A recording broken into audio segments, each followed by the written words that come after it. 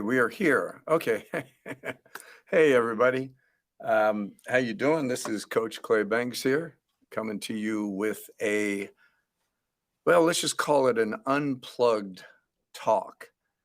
I want to just get real with those of you out there that are performing, acting, presenting, and talking to you about what you're missing. Last week, I did a talk on intention. You might remember the title card of intention. And in this talk on intention, I worked with my entire student body of actors on an assignment for intention to work with a 1-minute piece of business to hold themselves accountable to and to rehearse it and get this one piece of business down to a solid art and science, if you will. In other words, the piece of business could have been anything from, say, taking this bottle of water. Let's see if you can see this here. I'll give you my side view. Okay, taking this bottle of water and putting this bottle of water over here. It could be as simple as that.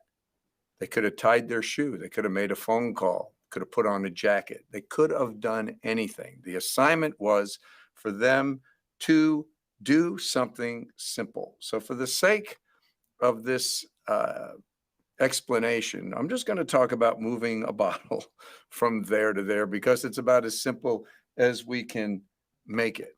Okay, so now, we're on the multi-view there. Sorry about that, guys. Here we go. That's where I want to go with you. Okay, terrific. So here's the rub, and this is why I'm talking to you about this teaching right now. It's kind of a corrective teaching. It's a little bit different from most of the things I do, primarily because I was very disappointed in the work. So the first thing that I have to do is look at myself. Did I explain myself properly? Did I make the assignment clear? The assignment was, in less than a minute, pick one piece of business that's not complicated and get very intentional about everything that you're doing with that one piece of business, rehearse it, and then come in and show it to us. Then I decided, okay, that might be a little too simple. Let me throw in a simple line of dialogue that has to incorporate different intentionality underneath the lines of dialogue.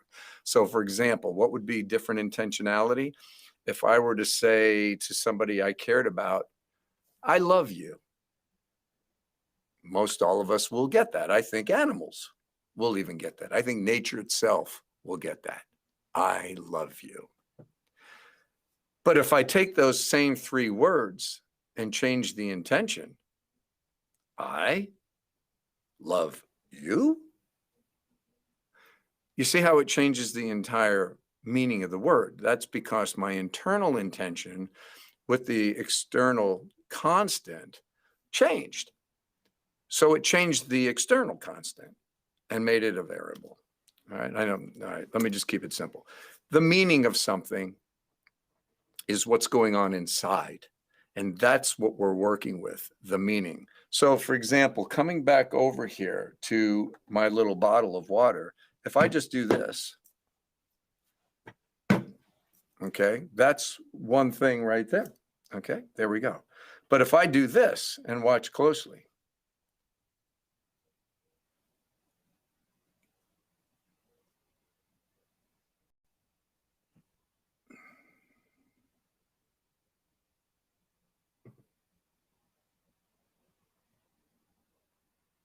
okay, that means something completely different, right?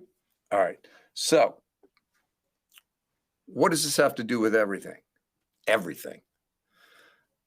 Intention is what's going on behind and underneath and all around what it is that we're doing. And this is what separates, in this one area of explanation, the difference between shoddy work and brilliant, excellent craftsmanship.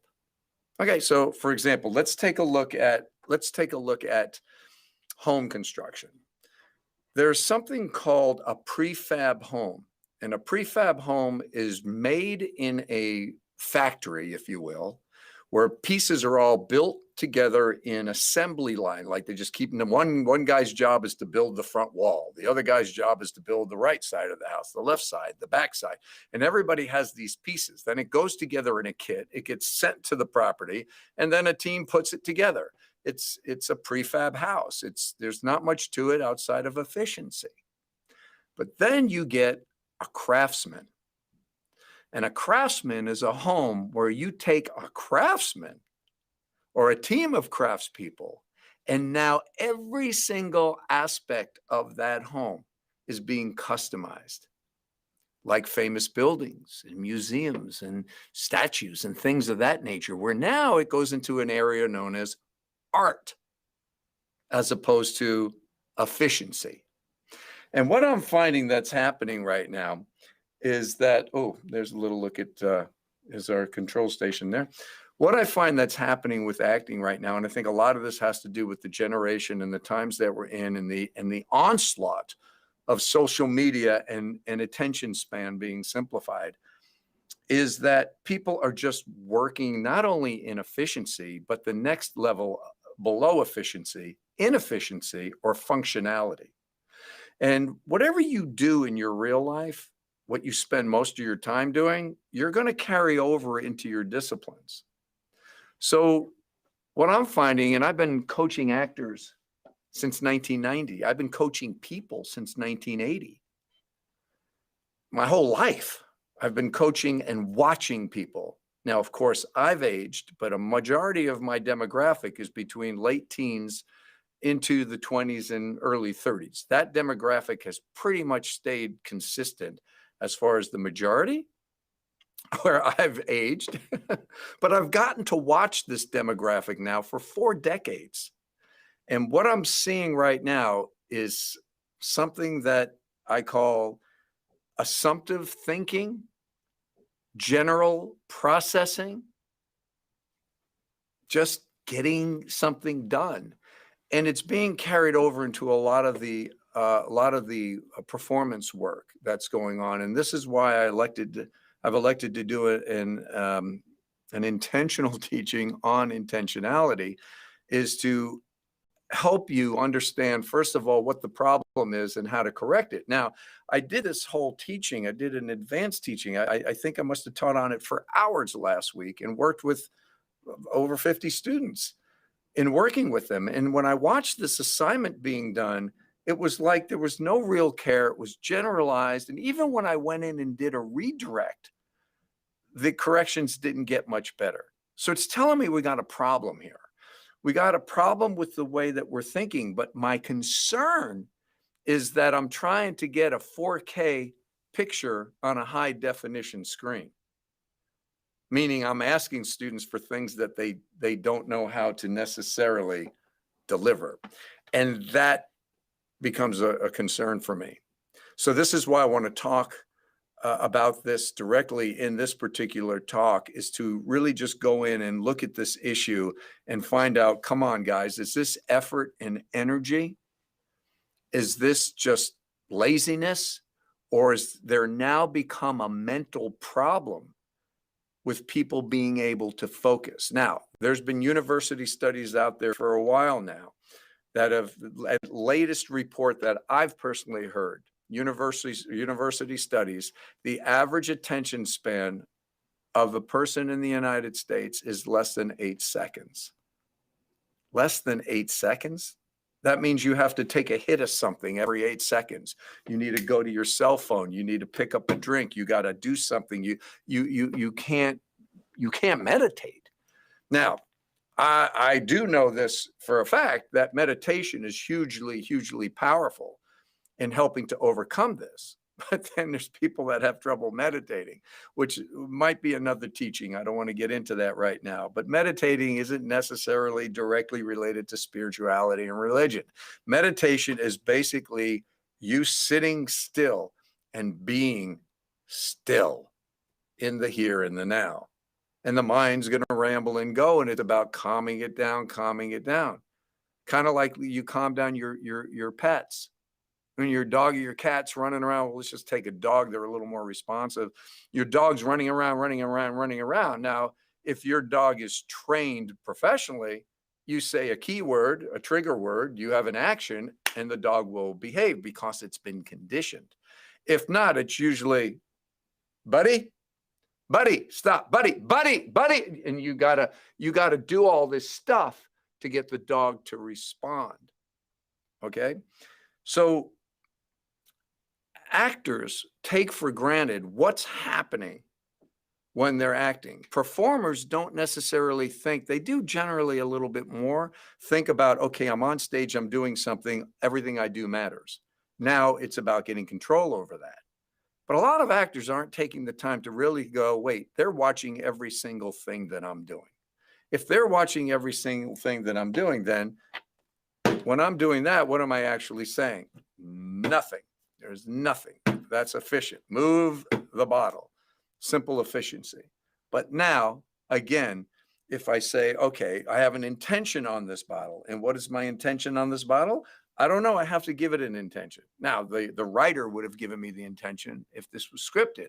But for this example purpose, I'm just going to say, that's a bottle. Okay. I won't go there. That's kind of, I don't think I want to take you guys there. That's nitroglycerin. And that nitroglycerin is on a very shaky part of this desk, and it's about ready to crack and fall on the ground. And if it does, I'm going to blow up this entire city block. Why? Because nitroglycerin, when it gets activated, gets charged, and now it becomes an explosive. Okay, nitroglycerin, explosive liquid. So I now have to take this, and I'm going to think about it differently. I only get one shot at this, or I'm going to kill a lot of people and destroy a lot of property. So how I go about doing this, I'm thinking about it. I'm looking at it. It's now, I haven't even touched the bottle and you're already engaged in it because I already have a story going on. I already have an intention. And how I wrap my fingers on this ever so gently is going to tell a story about, I'm going to use my other hand here and slowly not let the water move. You guys get the point. I won't bore you with this. And then eventually I got to put this thing down and I got to let it go. And now I've got to get my fingers off of it. And now it has a completely different intention, and I've told a completely different story. That's what goes on when a performer is performing and telling a story. And for everything that they're not holding accountable, those are empty spots and the performance is just blah. There's nothing really going on. So I hope I got your attention with that, because I want to go in and now talk about what the actual issue is here. Again, for those of you that weren't with me or didn't see the teaching, and if you want to go back and get the teaching in a little bit more of a in-depth manner, you can go back on our socials and you can find this teaching on intention. And it's a mental state representing a commitment to carry out an action or actions, okay? A mental state representing a commitment to carry out an action or actions, meaning I have no mental state just to move the water bottle. However, it's just get it done. If it's nitroglycerin, obviously my mental state is going to shift. If it's some nasty body fluid with, intestinal organs floating around and it's like, let's just get that, let's just get that. The intention now becomes something a little different. If I am dying of thirst and I just saw it and it's water, I'm going to grab it with a different intention yet again. Okay. It's a purpose or an objective, an aim or a plan. We're focused in the moment on the here and now, carrying this task or this action or this activity off. That's the definition of it. But let's take a look at the problem here. Just the problem. The problem, again, as I stated, is people don't generally live with this much intent and purpose. That's why acting is so fascinating. That's why watching somebody execute something specific is so much more interesting. And we will pay people that do this really, really well. Why is our industry, the entertainment industry, broken up into different levels from a C level to a B level, B plus, A minus, AA plus, A list, A level, top of the chart. What is it? A lot of it has to do with your ability or their ability to be able to actually control the moments and create craft as opposed to just getting the job done. Okay.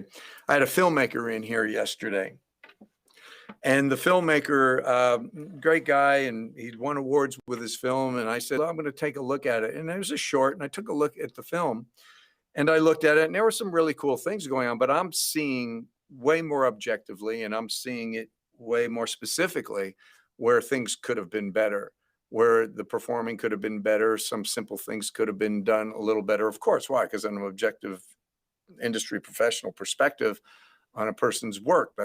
It's called a critic, and I'm being critical about the work. And when I brought up a couple things, well, of course, like most people will do, that he would then defend why. And, and it's that defending why. Whereas as you work up the food chain and somebody becomes more confident with what they're doing, they'd say, oh, really? Huh, let's see what you're seeing. Let me see if I can see it the way that you're seeing it. Why? Because it's only going to make their work that much better.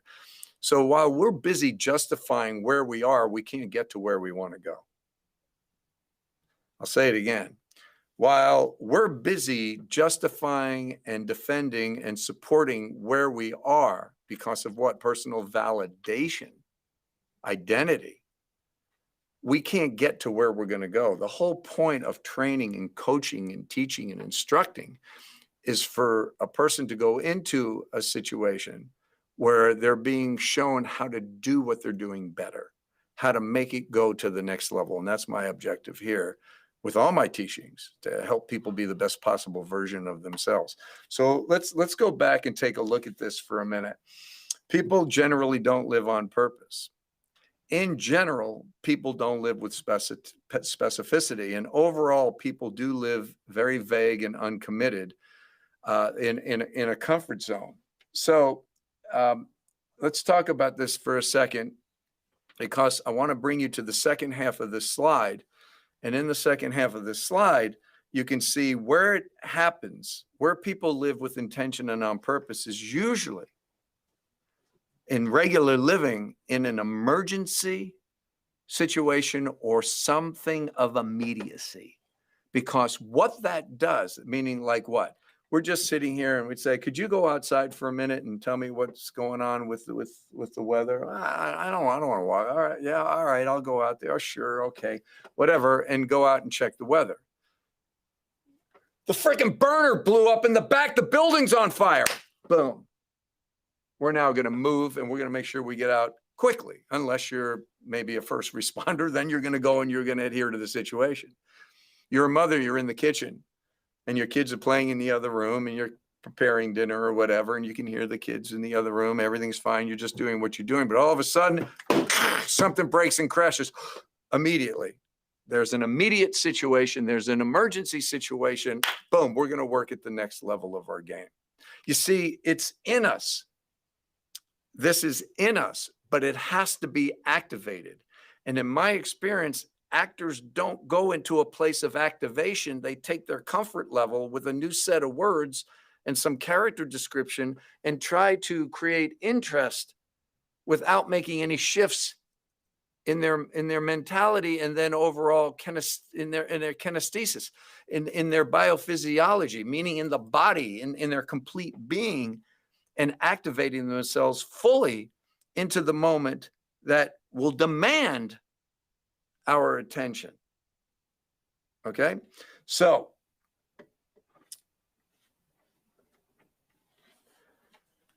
what I would like you, for those of you that are watching this all the way through, to take from this is this. There is an issue out there. And I want to explain the issue the same way as a firefighter. A firefighter's job is to do the unintuitive, and that's to enter into something that's ablaze, where any regular person is going to run away from something that's ablaze. Just human behavior, survival. That's how that works.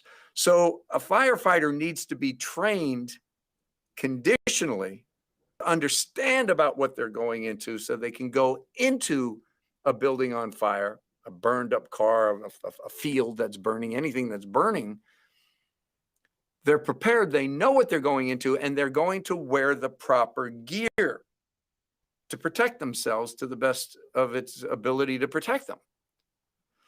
Well, if you look at this as an actor, as a performer, as a speaker, as a presenter, you got to get your psyche right, knowing you can't just go about it normal, because you're not going to get exceptional results. And then you have to darn yourself with the proper gear, or your training, your knowledge, your information, and your activation. The activation between this and this. And what is that activation? It comes down to your care level. Your care level is going to determine this. And anybody that's been listening to my teaching for any amount of time knows I'm real big on care, because years ago, for those of you that are watching this for the first time, years ago, I started hearing directors say, I need more energy, and we need more energy. And I, as an actor, would go, okay, I got to get louder. I'd watch other actors get bigger. And then I started asking, when I began teaching larger groups of people, I would ask the question, what does that mean? Where does energy come from? What does it mean when somebody wants more energy? And I would listen to all these abstract and obscure conceptual answers to where energy comes from and what energy is all about. And I'm like, no, there has to be a generator. There's a generator. Something creates care. And what is it that creates care? Well, something that creates energy, and what creates energy is care. When you care, everything goes up. When you don't care, everything goes down. It's just the nature of how things work. So now, okay, great. We understand that care level. Why? What do you want to do? Oh, I don't care. Look at the energy. I don't care. I don't care. I don't care. That kind of energy. But if you say, hey, we're going to do this exceptional thing with these exceptional people, and it's going to be an exceptional time. Well, really, where is it? What time? Where are we going? How do we do that? Your body will change. Everything will change, because care is being activated. Now, this happens for regular people just under natural, normal circumstances. As an intentional person, meaning somebody that's in front of the camera, in front of other people, asking us to not only pay attention to you, but you're also asking us to pay you, to be you, and to do what you're doing. And if you're asking us for that kind of attention, whoop, we just had a light blowout. Let's go to another camera. We'll go to this camera because we can cover the light up. Okay, there we go. All right, we got the light back. Let's go back over here. Okay, great. When you're asking us for that, there's got to be something more that you're doing. And this is where the activation comes in. So how do you affect your care? And I'll end this teaching on this. How you affect your care is through perceived value. And perceived value means, what does it mean to me? It's not just value, okay? Because I could take a $1,000 cell phone and put it next to this bottle of water. Whoa, now I'm getting suntans. Okay, we got all kind of technical things happening here at CBSI. It's crazy. So I got a $1,000 cell phone and I've got a bottle of water. Okay. Now, if I were just to say to you, you can have either one of these for free. The majority of regular people are going to take the $1,000 cell phone. Just makes sense. What is this worth?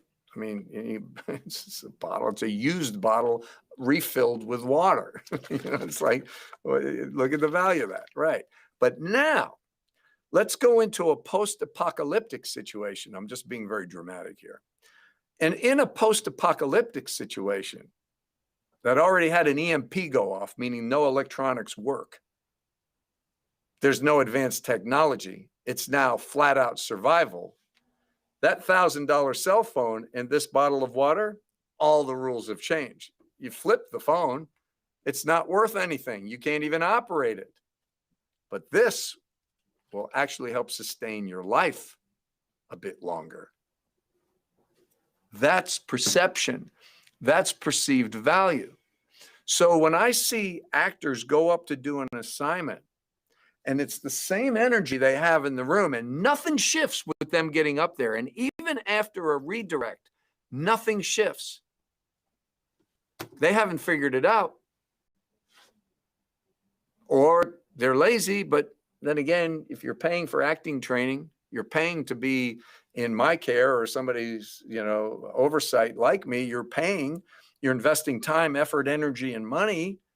Why would you not? Because there's something holding you back. And that's what I'm addressing right here. And one is the knowledge. Once you have the knowledge, now you have to have the application. And when you apply the knowledge, you can now start developing at the next level of what you're doing. So for this week, I've actually reassigned this assignment to all of my students in my studio under my care this week. And what I did is this. I said a minute because I figured that was short enough. But most of the assignments didn't even last 20 seconds. So this is how much you're able to hold. And you might be thinking, well, he doesn't have very smart actors in his studio. Oh, trust me, guys, this is all over the place. This is everywhere. I got a lot of smart and talented people. What I did is I took that assignment and said, okay, find an activity. Again, going back to this, moving the water bottle.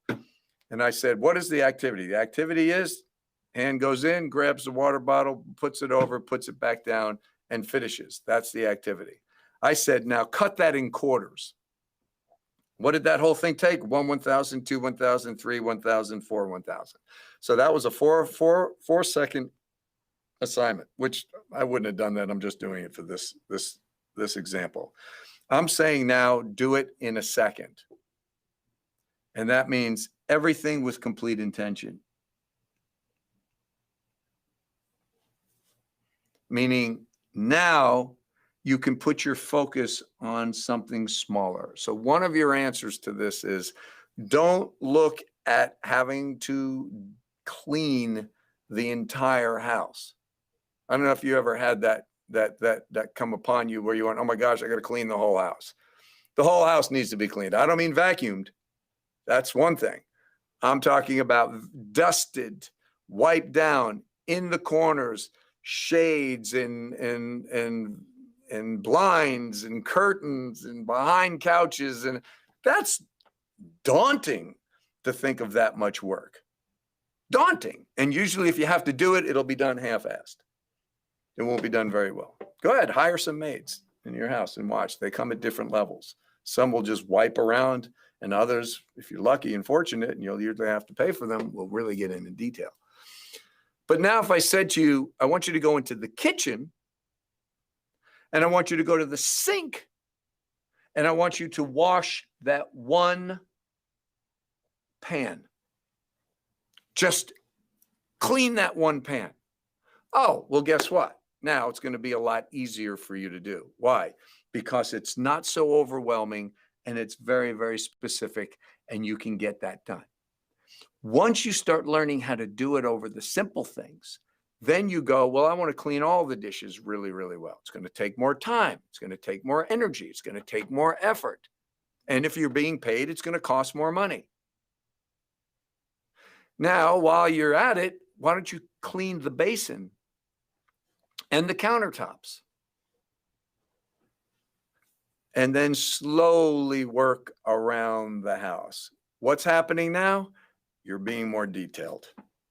You're being more specific. You're not in a rush. You're not trying to get through it. Your attention span isn't driving you. Oh, I got to go on. I got to check my Instagram. Oh, I got to go outside. I got to go do this. I got to go. You know, Jerry Seinfeld does a great joke on people having to go places. And I won't do it justice, and I'm not even going to try, but he talks about, you ever notice that? He says, you know, we're here right now. But while we're here, we're thinking about going somewhere else. And we're looking forward to going somewhere else. And then when we get to where we want to go, we're thinking about where else we can go to. It's like I said, we're constantly not in that place of being where we should be. And this is the importance and the specificity of the whole dynamic of being here and now. And that's a performer's job. That's an actor's job, is to learn how to stop the freight train of life because of training, rehearsal, because of practice, getting into specificity and really caring about the specific things and allowing your mind to start filling the small moments instead of these big, broad, conceptual, generalized strokes that are not interesting. And there you have it. So